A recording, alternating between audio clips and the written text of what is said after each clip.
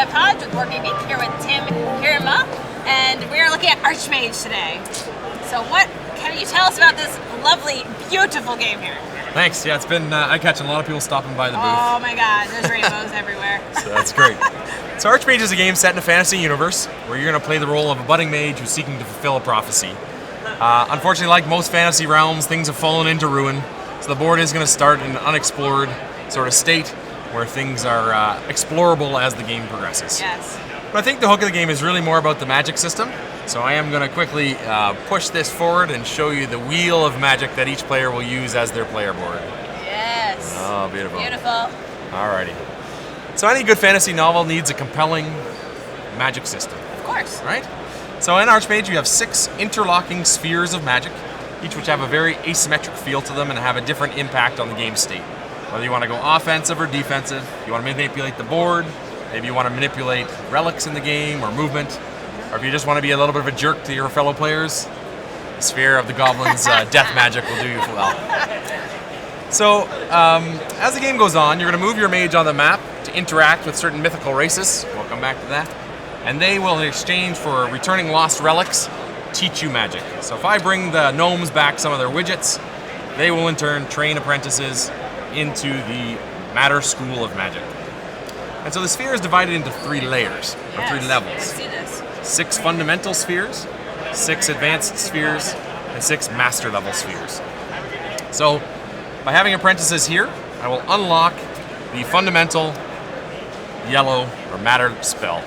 So I don't know if you can see that anywhere on the card, but the top corner will tell you what school it's from, or the top right corner will tell you what school it's from. The top level shows its level, fundamental.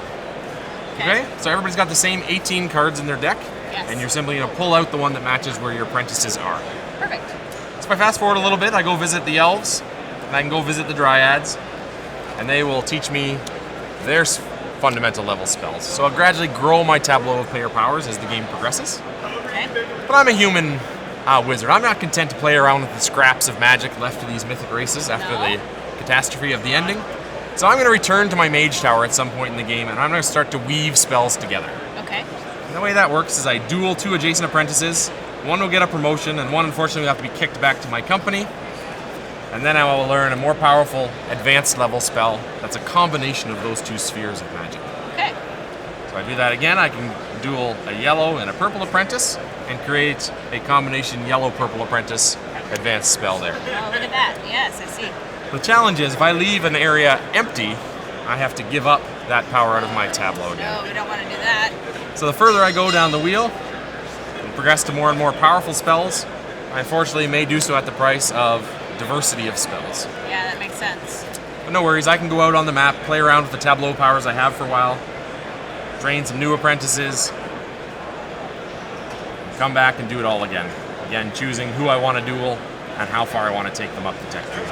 That's perfect. So it plays 2 to 4. 1 to 4. There's actually a solo 1 to 4. version. It's actually a solo game. Okay, Yep. perfect. And so these cards are amazing. I don't know if you guys can see, but it's like holographic. It's like foils galore. So tell us, when is this available? And So we've got some advanced airship copies we're just demoing here at Origins that Okay. will be for sale at Gen Con and soon to retail channels in August, shortly thereafter.